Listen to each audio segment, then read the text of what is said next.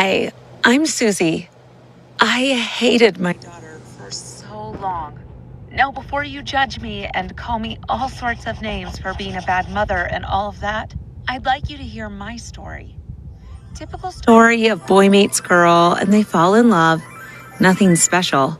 James and I graduated from college with good grades, but getting jobs became an exhausting task. I worked as a waitress to earn some money while James was hunting for a real job. Everything is going to be fine, sweetie, I usually said with tears in my eyes, which I quickly blinked away. We went to bed hungry most nights. There were some times I stole food from the cafe just so we'd have something to eat. I was caught one day and given a strict warning. A short time after, I found out I was pregnant, and I wept like a baby. We were barely surviving, and now we were about to add another mouth to feed and all the difficulties that came with having a baby. Everything's going to be fine, James consoled me, even though he felt like crying himself. I won't bore you with the details of my pregnancy. Suffice it to say that getting pregnant was the worst mistake of my life. James changed after I gave birth. He started to neglect me and do everything I hated, and get angry when our daughter cried. But no, that wasn't when I started hating my daughter. James became a stranger and started getting phone calls from women. When I confronted him, he finally said that he's seeing someone else and doesn't want me anymore. I couldn't believe he'd do that after all we'd been through together. I was devastated as I watched him leave the house without even asking for forgiveness or begging for a second chance. That was about 13 years ago. It was very hard for me bringing up my daughter alone, without a good job, but I managed just fine. Even if I went to bed hungry, I made sure Nora's stomach was filled. I was there for every school play, recital, ballet, bake sale, and so much more. James was nowhere to be found. A few years ago, I won the lottery and was finally able to start my own business and earn a great amount of money monthly. It felt like life was finally rewarding me after all the hard obstacles I faced. But what did my daughter do? When she was 10 years old, she found a picture in between the pages of an old novel, a picture of James and I holding her when she was still a baby. She came asking, and I shut her down. Had I known, I should have told her James was dead. After all, he was dead to me. 4 months ago, I discovered that Nora had been communicating with her father for the past 3 years. She took that photograph and went investigating with the help of her friends and found him. I can't tell you how betrayed I felt. After everything I did for her, we had a major fight when she wanted to spend the summer with him. How dare you do this to me? How dare you go and meet that man who abandoned you? You ungrateful child. After all I sacrificed for you, I screamed like a banshee.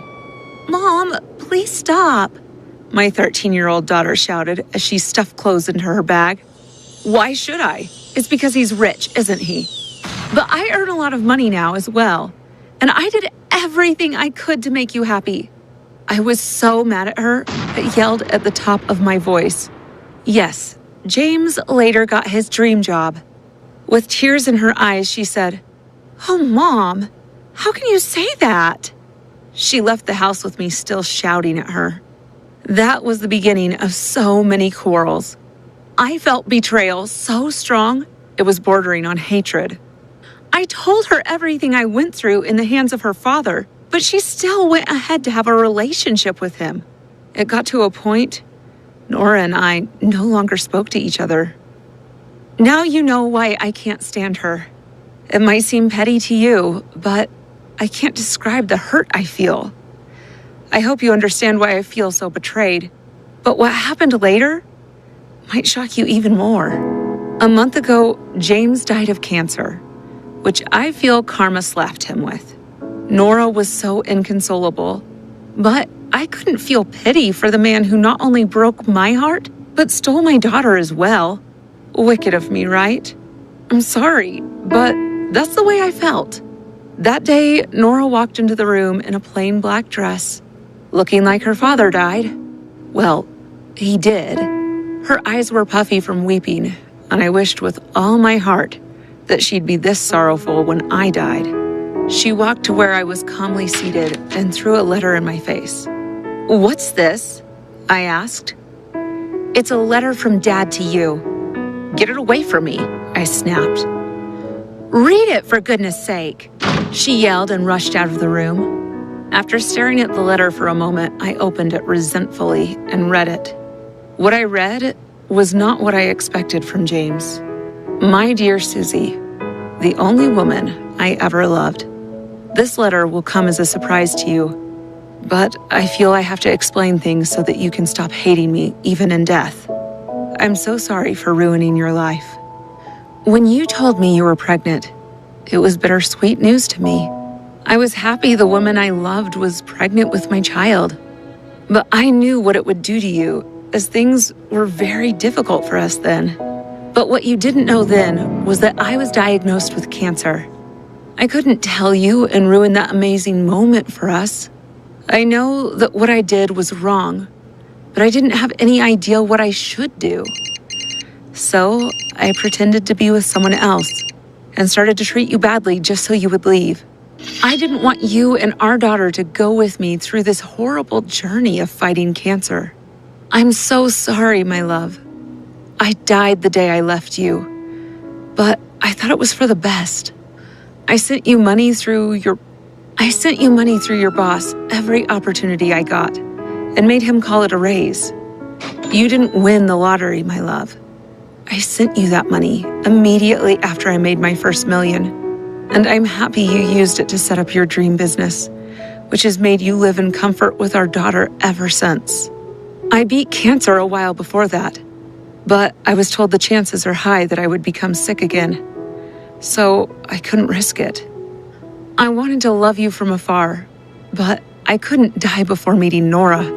When she found me that day, I couldn't help but take her into my life. She's a wonderful daughter thanks to you. I'm glad you found happiness without me. I'm so sorry for everything. Please, find it in your heart to forgive me. I love you." Tears ran down my eyes in waves. Nora came into the living room, stared at me with pity in her eyes, and sat down to draw me into her arms. We cried together. "I'm so sorry. I'm so sorry," I wept pitifully. "It's okay, Mom. You didn't know." He explained everything to me when we met for the first time, but he told me to keep it from you. I had to respect his wishes. He was afraid you'd get back together and then he dies and leaves you in tears. But I convinced him to write everything in this letter. That moment, my daughter and I connected again. I regretted all the time I spent hating her and her father. Maybe it's too late now, and I can never tell James how I feel. I want to punch him in the face for doing this to me, but also to hug him and kiss him and forget all the pain. It's too late. But it is not too late to love our daughter, the fruit of our love, forever.